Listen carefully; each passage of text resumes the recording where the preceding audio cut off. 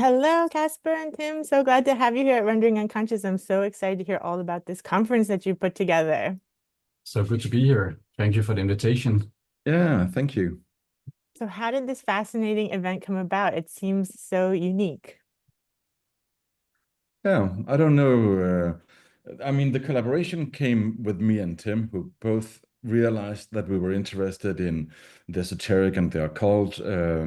I'm, guess, more of an occulture scholar, where Tim is more of an esotericist scholar. And I don't know, Tim, if you want to address this. It's part of what's called the Scandinavian Network of the Academic Study of Western Esotericism. Exactly. Yeah. So yeah, basically, I think Kasper and I have known each other for some years now, and we're both very excited about this topic, esotericism, and also the crossover into other disciplines like art, and so we have been talking about doing something for quite a while, and then I think maybe it was last year at the ESVE conference in Malmö, where we had a meeting, a meeting for the Scandinavian Network for the Academic Study of Western Esotericism. It's a very long title. Nesway. SNASWE, exactly. That's the short version.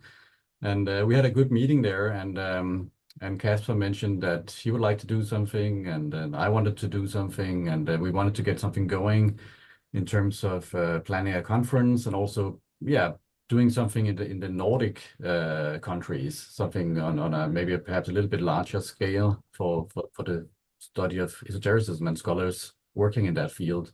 But of course, the event itself is going to be very international. There are people from all over the world, I think, almost. So yeah. Artists, practitioners, academics. I think the whole thing is also that to try to keep it kind of open and sort of yeah, multidisciplinary, that it's a field that you can approach from all these kind of angles, where the proper academic study of esotericism is just, one path to follow, but the whole field has always been catering to enthusiasts. And we came to talk about that a lot of it, actually, with Rosicrucianism and all these kind of ideas, it starts with a kind of a myth, a founding myth, this type of fiction. And then after, it's kind of realizing the fiction is trying to make the fiction real, which is where we got the theme of the conference, because that is something that, but it's just so common for a lot of approaches that I mean, it is magic, isn't it? To try to make some kind of fiction real and, to change the world with will alone and all these kind of definitions of what magic can be. And obviously leading into all these discussion about conspiracy theories and post-truth. And I mean, when you look at the conference program, we have kind of like 60 speakers, and they're addressing everything from theosophy and the Golden Dawn to like natural magic like Agrippa and 16th century Renaissance magic. And it's also, like the conspiracy fringe going into UFOs and this idea about how the imaginary bleeds into the real. Yeah, I think exactly what Kasper says, that we really want this to be a creative and inspiring event. So bringing a lot of different disciplines and yeah, artistic expressions into a kind of a mix. So that hopefully can create inspiration for everybody. And exactly, I think this whole idea, as you mentioned, Kasper, that there are so many ideas that are put out there, like the Rosicrucian manifestos, and suddenly you have a whole history of people engaging and creating societies and formulating ideas and influencing the world in various ways. So where is this bridge between fiction and nonfiction? And also the question, of course, can you even divide the two? I mean, where is the line between fiction and nonfiction? That's an interesting question, and we all deal with it. And much of the knowledge we take for certain is also something that has been formulated by humans in various ways. Science itself is also a constructed approach to reality. So there are different approaches to constructing universes. that are based on different premises, and this kind of world building is also something I think we find interesting in terms of studying esotericism, and how it is a type of knowledge, a type of approach to reality that might be different from other types of approaches, and sometimes it has expressions that filter into art and literature and music and all these other aspects, and film, of course. So that whole universe is very interesting, and I think we also talked about this title, which Kasper came up with, "The Tide of Ghosts," and I think to some extent there is like a hauntology in that, because I mean, esotericism has been constructed in various ways, of course, but also as like this rejected knowledge, trash knowledge, or this big cultural trash can, where all the things that cannot be used or are not valid can be put over into the big trash can. It just accumulates through history. But on the other hand, we see that it doesn't go away either. I mean, esotericism, whatever it is, has existed for a long time in various traditions, and people continue to be inspired by these ideas and practice things that are related to esotericism. So it continues. So it's almost like this tide that comes back to continually haunt us. It doesn't go away. Esotericism comes back in various ways, almost like you'd say, like almost a cultural problem, that, or a trauma maybe even. We see this in modern times, of course, that, oh, we are modern, scientific and rational, but spirituality and esotericism, it continues, and it's very strong. Many people are interested in these topics, so it doesn't go away. It's a tide that comes There's also back. just so many promises, right? Yeah. More or less unfulfilled from esotericism. These sort of like the idea about a new age, the idea about a new type of man, the idea about either telepathy or mind expansion or just universal brotherhood. And I mean, all these, I think that's the proper hauntings, right? Yeah. Where this comes back to haunt us, that there are other ways to live and other ways to organize society and other ways to be a person, right? So it's connected to identity and all these kind of things, right? Yeah. Absolutely. Now, you said in the beginning you're more of like a cultural scholar and you're more of an esoteric scholar. What's the difference for people who might not know the difference of these different fields? So, I mean, my background is in the history of religions. So, yeah, so basically, it's a very historical approach that is the basis of my work. And so you could say that esotericism is approached and viewed and studied as any other form of religion or spirituality. So in that sense, yeah, it's within that field of ritual practice, different types of metaphysical universes and so forth. What do people believe in? Why do they do it? What practices do they have? What is the history of their ideas and their organizations and their traditions? How do they all filter together? How are they a part of the different time periods, like Agrippa in the 16th century or Helena Blavatsky in the 19th century? There are many differences in terms of the scientific context at the time, or the religious context at the time, or the cultural context at the time. So it's important to study these different people in their setting or in their time period.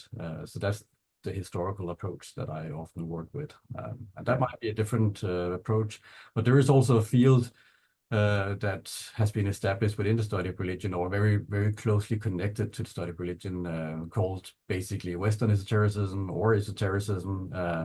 And some of the founding names are like Antoine Faivre, for example, who wrote Access to Western Esotericism. But the theories and the methods have continued to develop since the 80s and onwards. Yeah, I guess my background is in cultural studies. So, I mean, this is more where it becomes kind of postmodern to a certain extent, right? So, I mean, I come from an engagement with the art and politics, the historical avant-garde movements like Surrealism and Dada and all that.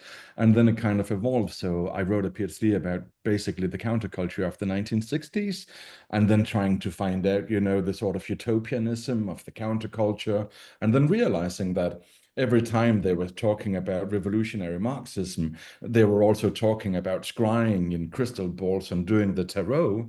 And then I just got interested in that oscillation and was really into sort of a figure such as William Burroughs, who was proper into the occult, and then just finding that kind of discovering in looking at contemporary art and the counterculture that there's this huge cultural subcurrent, there's an undercurrent of esotericism, also like in punk and industrial culture. And so I guess my approach has been way more sort of looking at the connections to popular culture and like music scenes and fan scenes and all that kind of stuff, and realizing that, oh, but these are actually using a terminology and a language and a way of thinking that's sort of like in itself a counterculture, because it's been excluded as something irrational or something, as Tim is saying, rejected knowledge.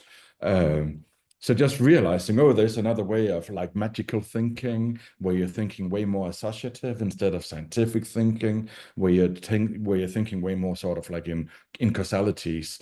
So just, you know, trying to map these kind of alternatives and seeing how they are relating to, I mean, today, one of the things that I got funding for was looking at how come there is this occult revival in contemporary art, and how to critique it. What does it actually signify? That, I mean, when all the kind of orthodox explanations, they are no longer capable of really explaining the world with all these crisis we're facing, then people are trying to rig the world in other ways. And I find that super interesting. So it's also, yeah, but totally over the years, I've been more and more fascinated with the history and the study and the academic study of esotericism. But to begin with, it's been way more sort of like, I don't know, psychedelic a culture that I've been into, you know. So Yeah, and that's kind of interesting, because it's almost a reverse, because I've been, for years studying all the more ancient religious traditions and, you know, further back in history.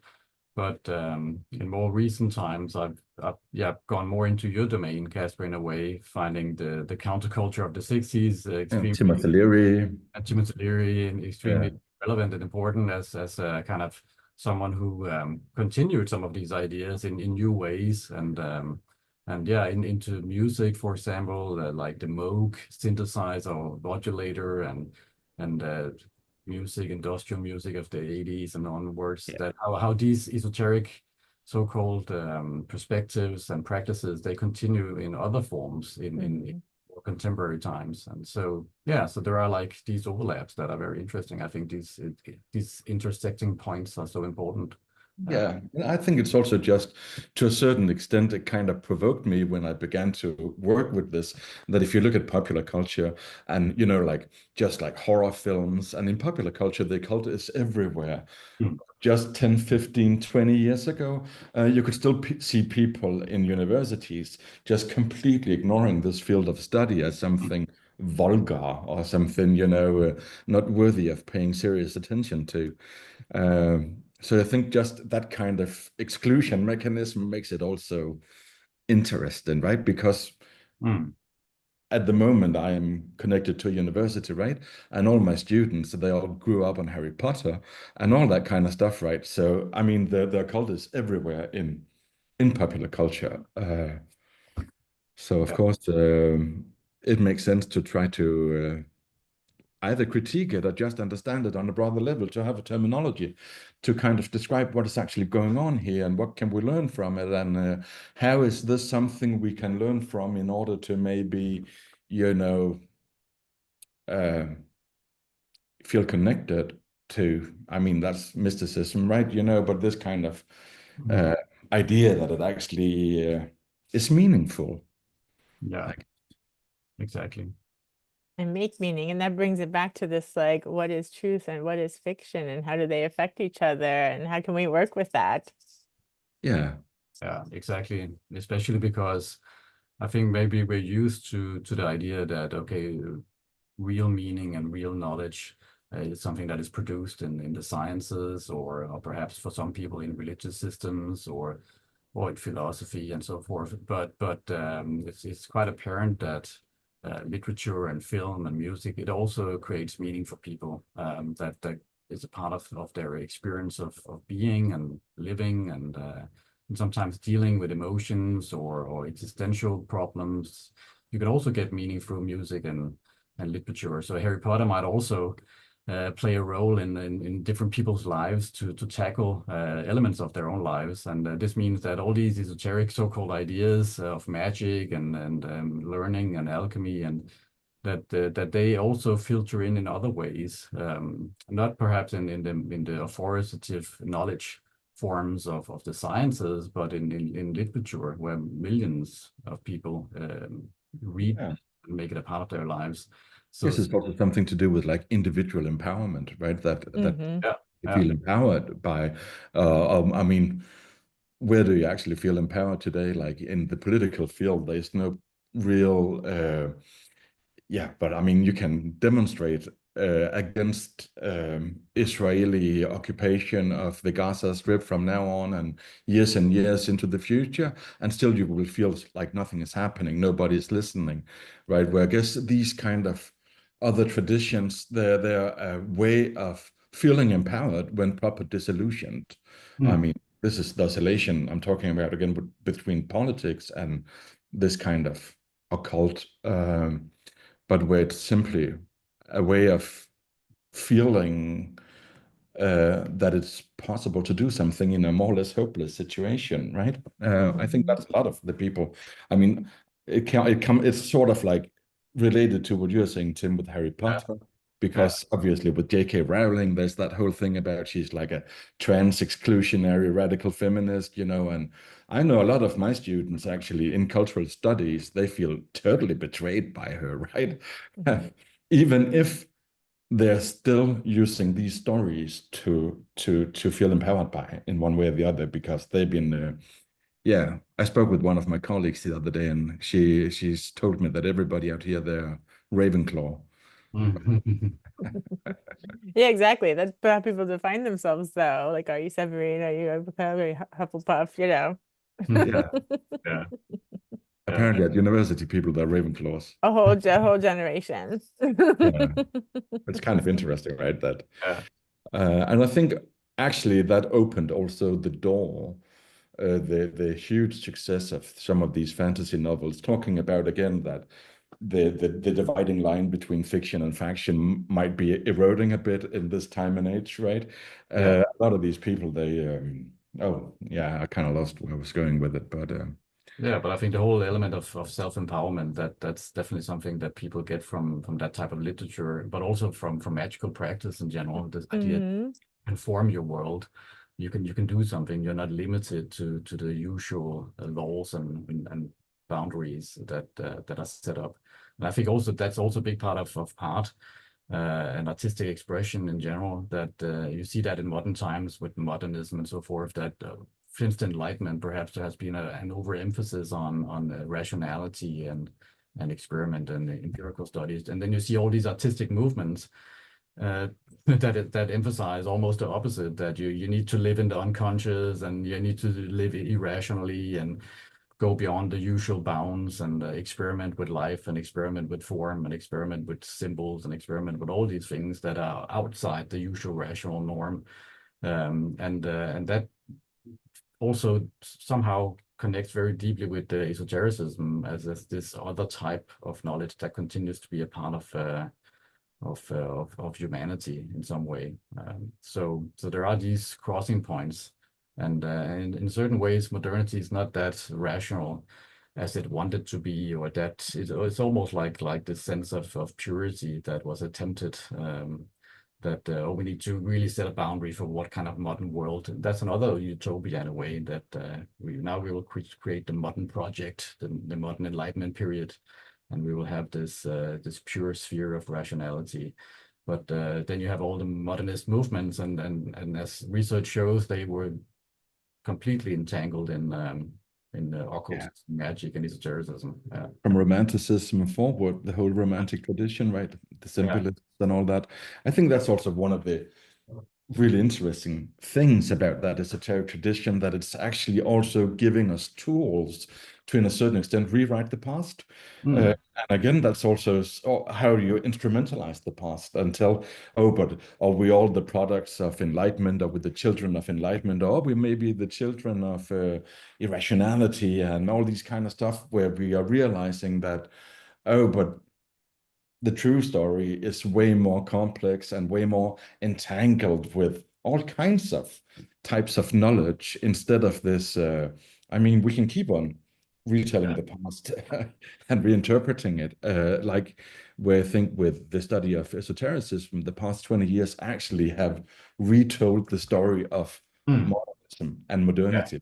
And I think that's super interesting, again, that sort of like this tool to open up for different stories. I just wanted to say, while remembering it, talking about the conference and also talking about this, that there are a lot of different types of knowledge. So, I mean, at the conference, we actually tried to front load it. So in the morning, when people there kind of sharpen the head and all that, that's where the proper heavy academic talks, 1.5 or half an hour for each topic, they're taking place until noon, basically. And then it becomes a bit more performative. Then there's also like a film program. There's presentations of sort of like artistic methodology or something like that. And on the evening program of the last day, the Friday, on the 25th of October, there is like an after conference event, also with music and performances and other types of, I mean, where it's not just something we put into words, it's also something that will be performed.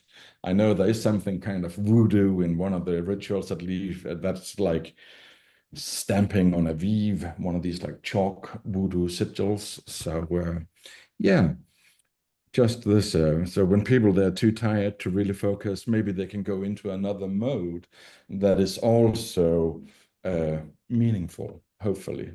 And for some, maybe it'll be more meaningful to stamp on sigils than to listen to me going on about, I don't know, something academic. Yeah. No, it's a jam-packed 2 days. So it's the 24th and 25th of October. Like you said, you have 60 presenters in 2 days. 3 parallel sessions at each time. I think at the moment, somebody might jump skip because people are coming from 4 continents and they have to, like book flights and book hotels. So, I mean, it'll probably be slimmed a bit, the final program. But for now, everything is in 3 sessions.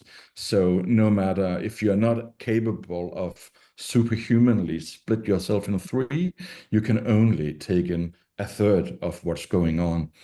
And we'll try to record it all and make it available for everybody after the event, to also for our own sake, right? Because obviously we want to hear all the presenters. Exactly. Yeah, and also the location itself is interesting because rather than using rooms from the campus that we are at right now, which is very new, we have placed the conference at the old university buildings in the center of Copenhagen. So there is something to this, that it will be in this atmospheric center and these very old rooms with proper medieval context, basically. Exactly. Carpets on the wall and all that kind of stuff. So we hope that will create a kind of unique atmosphere to be in that historical setting rather than in this new campus that we had. Yeah, absolutely. I look forward to that, especially for people coming from the States where we don't have anything that old. No, I think actually, funnily enough, talking about the States, the University of Copenhagen is founded in 1492. So it is as old as white America. Exactly. Yeah. So So that will give an extra dimension, I think, and a hope.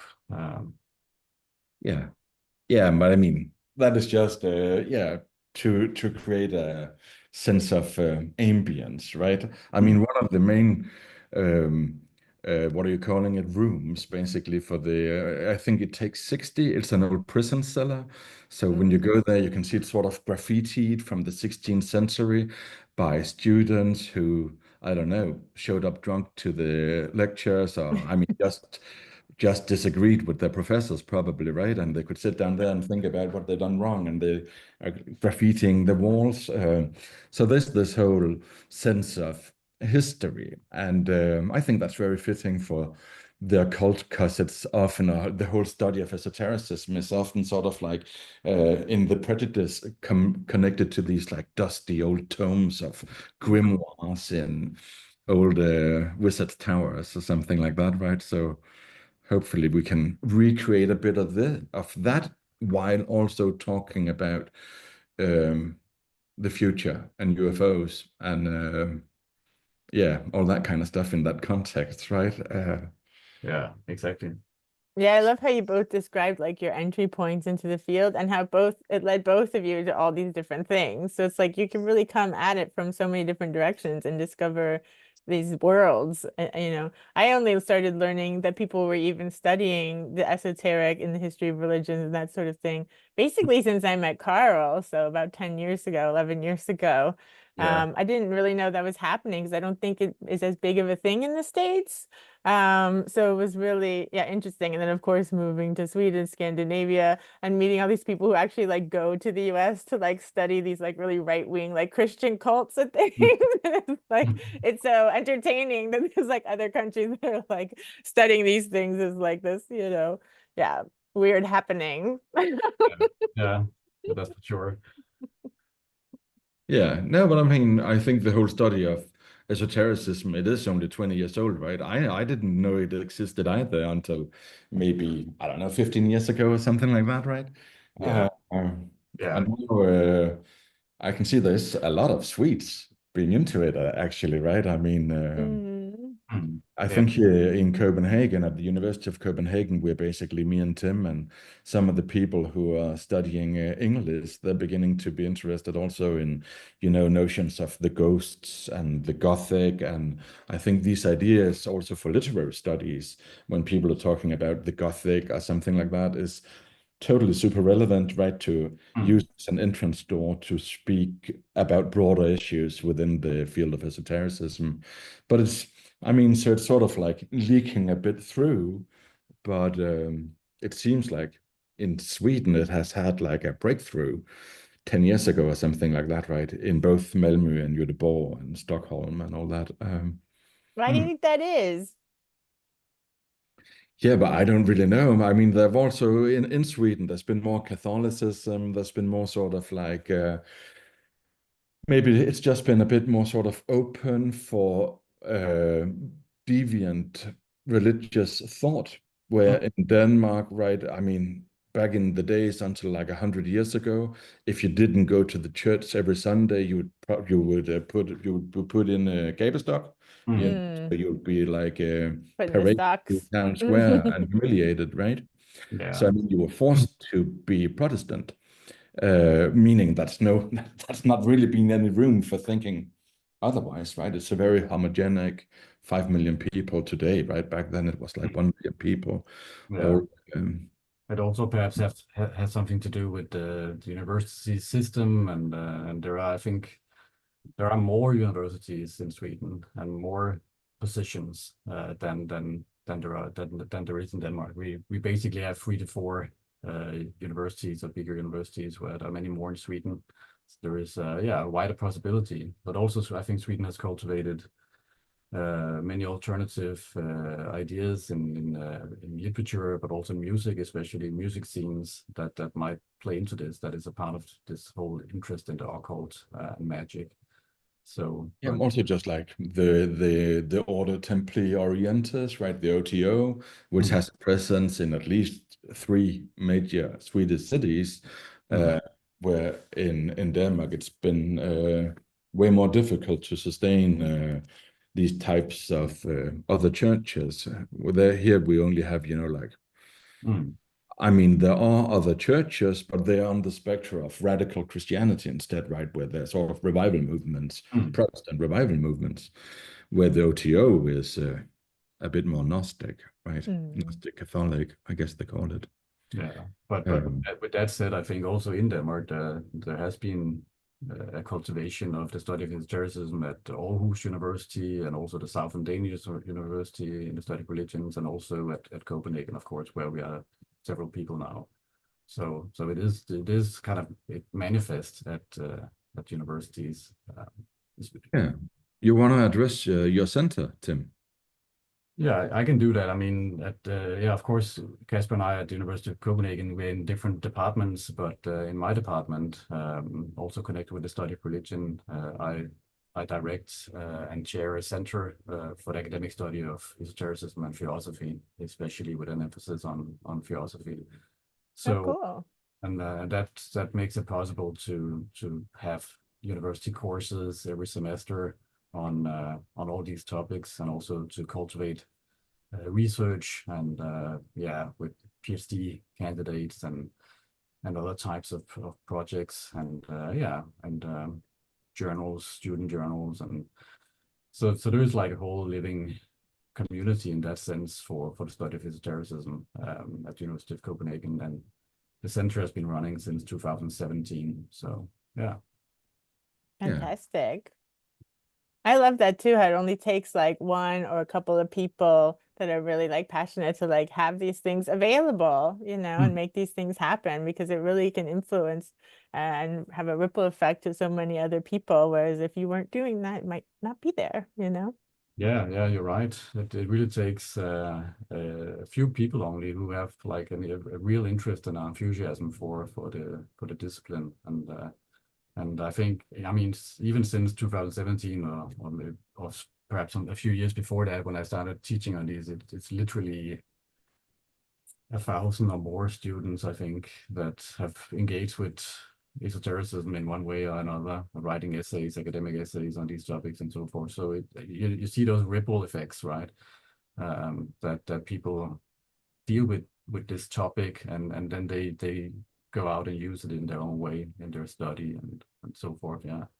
I also think it is just very interesting that there is a demand for it, and there's a demand for it in the student body, right? There's an interest, and I mean, it's sort of a bit of the beaten path of how you often think university should be. But then when you put up these courses, people are actually really gathering around it, and I mean, it's just really interesting to see how this historical study, to a certain extent, how this study of something that was rejected or repressed or whatever, all of a sudden seems to address highly contemporary issues, and where a lot of people, they're really interested in it, right? I mean, we are in the midst, or maybe we're nearly in the aftermath of a huge occult revival the past 10 years. So it's really interesting to me as well, like, how come there is such a demand for this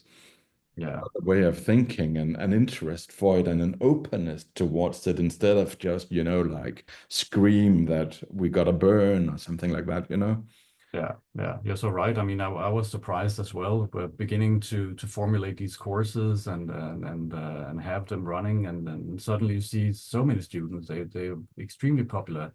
And students come not only from the study of religion, but from the rest of the humanities, also the theology faculty, even the Niels Bohr Institute, with the atom physics and so forth. People really, they roll from different places, and also internationally, of course.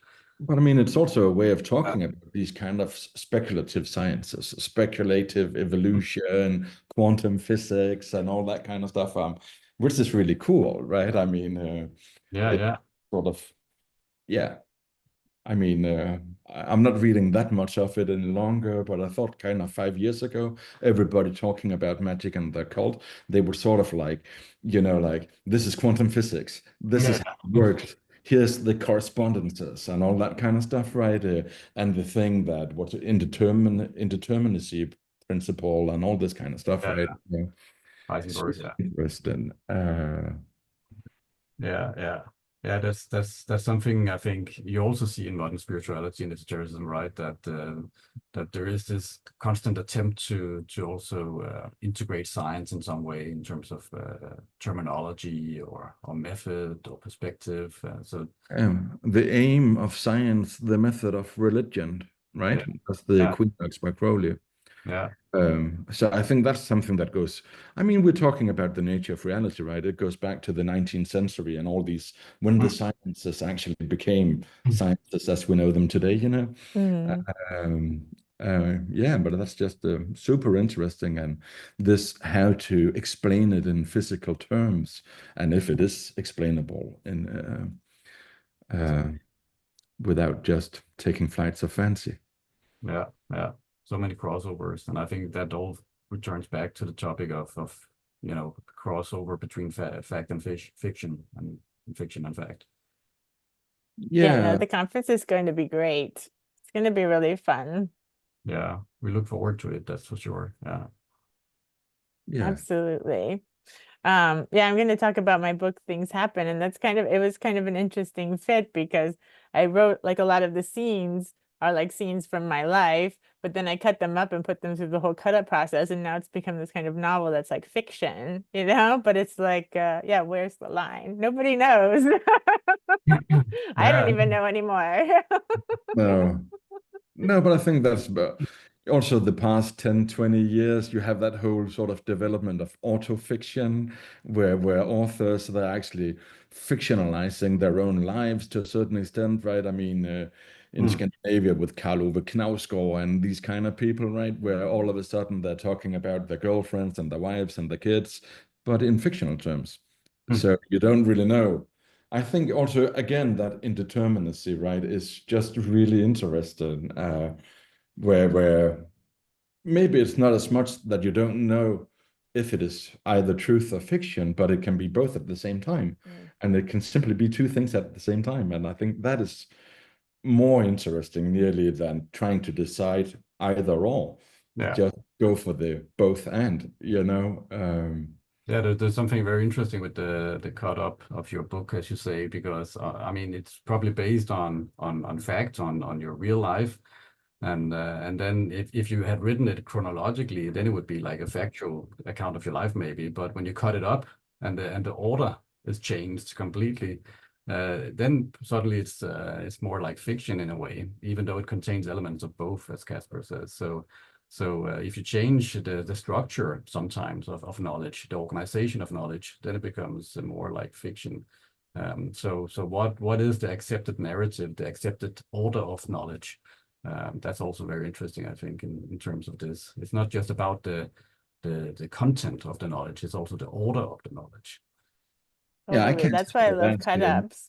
Yeah, Did you exactly. learn anything about your own life, Vanessa, that you didn't know Oh before? my God, so Because I much. mean, right, So many the picture memories is the came up and stuff revelation, in the right? process. It's like the associative, you know? It's Mm. like the more I would yeah, write, the more memories would come up, or I'd write down dreams that I was having now, or then I would remember old dreams. And yeah, this guy wrote a book that like ended up being like about this place that we used to hang out at when I was a kid. It was like an abandoned hotel that had been destroyed in a hurricane. But this guy wrote a book about the history of the hotel, and it was like this, like, you know, Miami in the 80s and 90s was like this huge like cocaine port, you know, from South America. And all of the apparently like the cartel like heads used to like hang out at this hotel and like do all their deals and pay off the DEA and all these different agents and stuff. And like when we hung out there, it was just totally like cinder blocks, abandoned, no rooms, no walls, nothing. It had been totally destroyed. But we knew it was like an old disco hotel that had like themed rooms Mm. where you'd have like the Japanese room or the Arabian Nights room or like the futuristic room or whatever. But that's all we knew. And then I was like, I found this book and I was like, what the hell? You know, it was like, of course, it was like the epicenter in Miami of this like whole era. And then yeah, and then I ended up putting like I never post like too much on Facebook and stuff except for like, you know, this event is happening or this book is out. But I wrote one of those like that feeling when posts, like that feeling when this like abandoned hotel you used to squat at you know, it was this whole thing. And then the author got in touch with me, and then I ended up like going on his podcast, and I had him on my podcast, and then I just ended up learning so much more about that era. And that really helped put things in perspective too, of like why our lives were so chaotic. It was like, it's not just because we were like crazy teenagers. It's like a lot was going on politically in Miami at that time, you know? Yeah, About hauntings again, right? And the tide of ghosts. exactly. Yeah, yeah. It's very Yeah, so it was super yeah. interesting. It took 3 years total to write from beginning to end. It was a whole like purging and processing and rearranging and making sense of things, and Mm. integrating dreams, and What's the it title? was really interesting. What's the title of your book? It's called Things Happen, Mm, and it's made from the Coil song with Little Annie as the singer. mm. And it's something I used to listen to a lot when I was a teenager. And then I ended up like meeting Little Annie because Carl met her because she was opening for Swans in Stockholm. And I don't know, she had just moved to Miami. And when I was moving from the US to Sweden, like I didn't get my residency right away. So there was like a year and a half where I had to like go back and forth and back and forth. And she had just moved to Miami, and I was spending a lot of time in Miami. That's where I'm from originally. And so I ended up like becoming friends with her and hanging out with her the whole time, which made being stuck in Florida much more fun than it would have been otherwise. So I dedicated the book to her and to my friend who was killed by her ex-boyfriend in 2020. She's the one that I was like hanging out at this abandoned hotel with all the time. So yeah, and if you read the book, like the lyrics of the song, like it begins with a lyric from her song and then it ends with a lyric from her song. Yeah, So that's the it's kind of spoken word piece from Love's Secret Domain, right? yeah, Yeah, yeah. Cool. yeah. It's like that. If So she's walking around town and smoking or whatever it is she's doing. yeah. And she Then really says muñeca in real life, which is like when we go to restaurants and stuff, she's like, oh, muñeca. And I'm like, it's from the song, but it's just her. So yeah, fact, fiction, reality, creativity, it's all mixed up. intermingles. Yeah, In the totally. best way.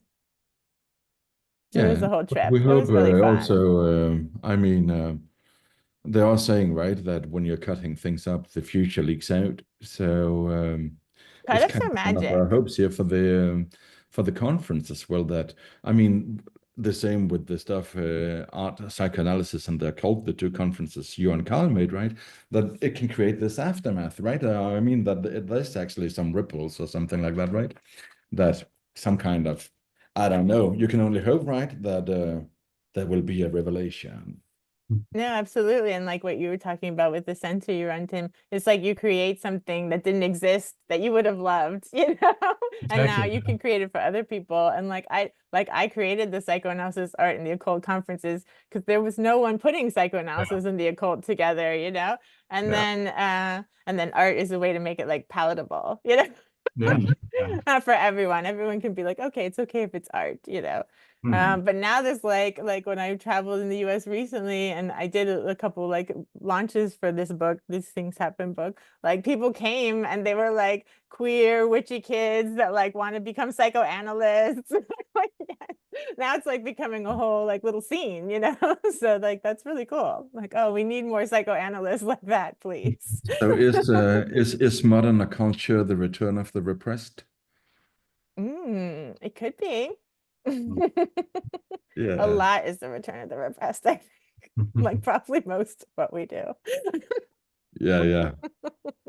That's true. Yeah, and little Annie came to my book launch in Miami, and then I slept over her house afterward. And when we were like drinking and stuff, she said, reading the book and like meeting my friends and having lived in Miami and understanding what it's all about, now it makes the song make sense to her because she never really understood where it came from. It like came out of left field. She like Peter Christopherson and John Balance wanted to like record something with her, and she said they just got her like really drunk on whiskey, and they were like, pretend you're like a prostitute in El Salvador. And then she just like went, you know? And she's like, I don't really know where it came from. It was always such a weird song. And she said now it like all makes sense to her, which was really sweet. Mm. Yeah. No, Life, it can be really magical if you let it. And cut-ups really are pure magic because it's like they've like rearranged my whole life since I started doing them. And it's gotten way more interesting and magical than it was when I was just like a normie psychologist, and Hmm. Yeah. that's for sure. There is definitely something very satisfying and important to doing things and creating things and manifesting things, and whether it's like an academic center or a conference or writing a book or creating community, or I think this whole drive is very important. It's a very important part of us humans, that we do kind of manifest our inner life in a way, that what we would like to see happen, and then take that activity into our hands and form the world as we would like it. I think that engagement is extremely important, and a part of being also a member of society, I guess, that kind of a responsibility, right? Yeah, totally. I think one of the things that's really interesting to me also talking about all this, and when we're talking about it as techniques, as methods or tools to do something with in an artistic way, or in a way of, like self-development, or in a more psychoanalytical way, this kind of ability of the esoteric, when you're using it, that you can communicate with something, right? And you're communicating with something that is not yourself, and hopefully bigger than yourself, right? But I mean, I don't know what you're communicating with when you're doing cut-ups, but you are producing meanings that comes, meaningful sentences that nobody has actually written or said, so you can communicate with them, right? The same, I mean, when we're talking surrealism or spiritism, is it the dead, is it the unconscious? But this way of talking with something that's not your conscious individual self, but I think that is just really, really interesting, and really interesting aspect. That like whether it's automatism or Ouija boards or the tarot or astrology, there's this weird communication with something. It might come from you, as in the unconscious, but it's just, it's some kind of communication is happening, and that's just really interesting, I think. Yeah, I agree. It is. I mean, that's also a really substantial part of the study of religion. I mean, that people for so many hundreds of years, thousands of years, have had these experiences of communicating with something, and that's so important to the whole religious dimension. And why do people feel this? Why do they do it? How do they do it? I think those questions are really important, and they continue in our time. And esotericism has really cultivated this whole technique, as we should say. How do you do it in a very methodological fashion? Communicate with intermediary beings or angelic beings or demons or elementals, or all these different types of beings. Yeah, just your subconscious, or right? your subconscious, exactly, or spirits from of the dead, your dead uncle or whoever, and so this is, it's so cultivated in the study of it, or in esotericism, and it really filters into art as well, as we know, from whether it's Hilma of Klint or any other, who argue that they were really just it wasn't them who did this. I even think John Balance, talking about him as well, he also argued that, well, you had to open yourself up to the universe. That was a part of being an artist, and see what comes through. To be a medium. Yeah, exactly. Right. Yeah, totally. And even if that is just getting more into your own subconscious, because our identity and ego is so narrow, it's such like a narrow crystallized thing that we identify with, that we imagine is us, but we're actually so much bigger, Yeah, totally. Well, everyone should come to the conference. It's in Copenhagen, the 24th and 25th of October. It's free, right? Yeah. It's free. Come on. We have funding. You just need to register and get yourself to Copenhagen, basically, because Kasper and I have funding, so we will even provide coffee. We even provide coffee. People that need to register, so we know how much coffee we need to provide. Exactly. We would like to know. So I'll include the website, the link to register, in the show notes, and I'll include it at the beginning and at the end of this episode, so people can sign up and join us and continue this conversation. Exactly. Perfect. All right, so see you guys soon. Super fun to talk to you. Yeah, super fun. Yeah, See thank you. you so much. And you're welcome back anytime. Brilliant. Bye. Bye.